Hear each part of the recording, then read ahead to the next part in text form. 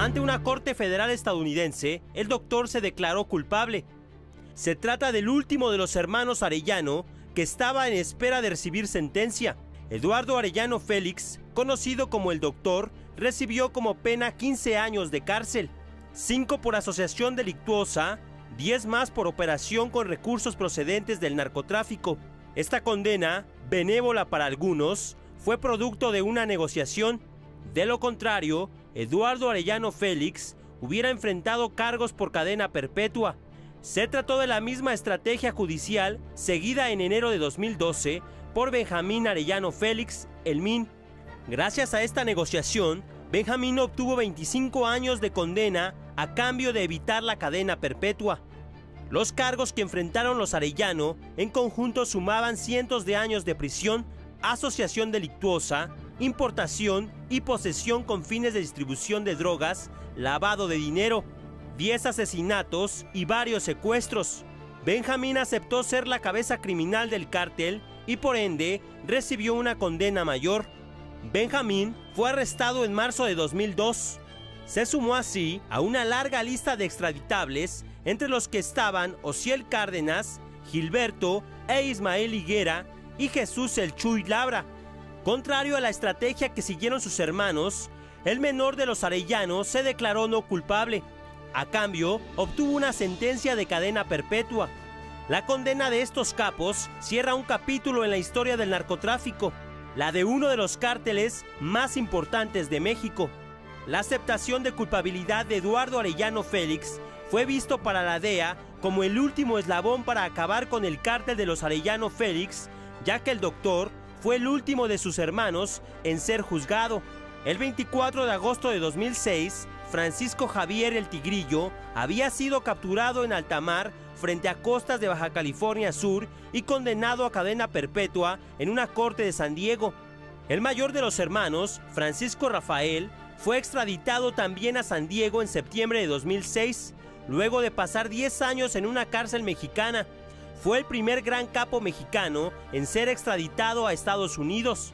Y Ramón, incluido en la lista de los 10 criminales más buscados del FBI, fue ultimado en Sinaloa durante un enfrentamiento con fuerzas federales.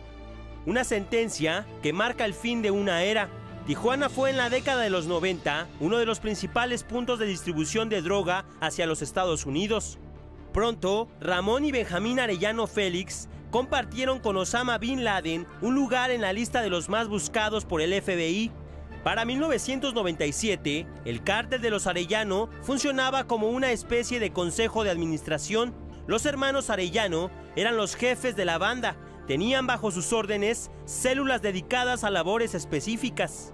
Tenían enlaces que se dedicaban a administrar las relaciones con las autoridades y los cárteles colombianos. También tenían encargados de lavar dinero en contubernio con algunos empresarios locales. Al final de la cadena estaban los responsables de administrar la violencia contra los rivales y ex colaboradores. Eran los encargados de impartir una sangrienta justicia y de preparar las líneas de defensa contra su acérrimo rival, Joaquín El Chapo Guzmán.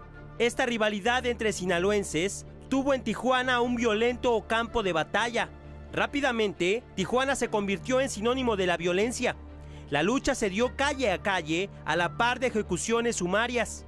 Uno de los principales colaboradores de los Arellano, el Teo, empezó a trabajar para Sinaloa. Cuando el líder de este cártel, Eduardo Arellano Félix, fue arrestado en octubre de 2008, surgió una violenta disputa entre García Cimental y Luis Fernando Sánchez Arellano por el liderazgo de la organización criminal. Posteriormente, García Cimental abandonó al cártel de Tijuana y creó su propia organización. Conocía al dedillo la organización contra la que estaba luchando, pero uno de los capítulos más funestos fue el del arresto de un hombre conocido como el Pozolero. Su labor era disolver los cadáveres de sus rivales en sosa cáustica en una propiedad habilitada para ello.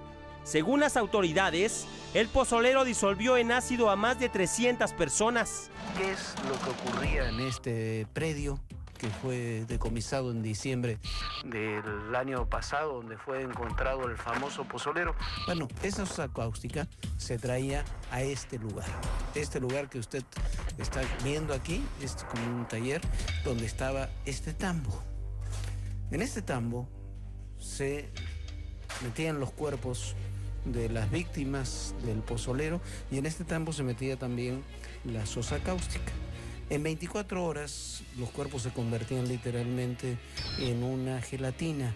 Una vez que los cuerpos eran destruidos, se llevaban a este lugar. Aquí afuera hay, usted si me acompaña, aquí encontrará una cisterna.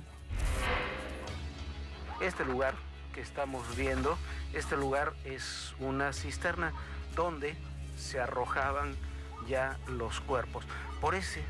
Mire usted, por ese hoyo se arrojaban ya como si fueran una gelatina. Este nivel de violencia obligó a declarar la emergencia por parte de las autoridades.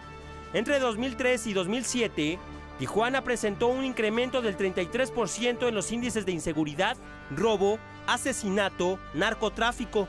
Los delitos en general fueron escalando. Los gobiernos federal, estatal y municipal realizaron trabajos de coordinación a pesar de pertenecer a diferentes partidos políticos. Se realizaron no solo acciones de prevención, sino que también reorganizó la fuerza policial. Los policías de Tijuana pasaron a ser de los mejores pagados de todo México, pero también los más evaluados. Más de 2.600 policías fueron despedidos y reemplazados. La colaboración entre la policía y el ejército logró una sincronía poco vista, y al mismo tiempo que estas acciones de política pública eran implementadas, los hermanos Arellano fueron cayendo. Uno a uno fueron arrestados y extraditados hacia Estados Unidos. Las guerras intestinas que habían sumido a Tijuana en la violencia fueron desapareciendo. No solo los índices delictivos fueron a la baja, con la declaración de los Arellano como culpables, la vida de los tijuanenses también fue volviendo poco a poco a la normalidad.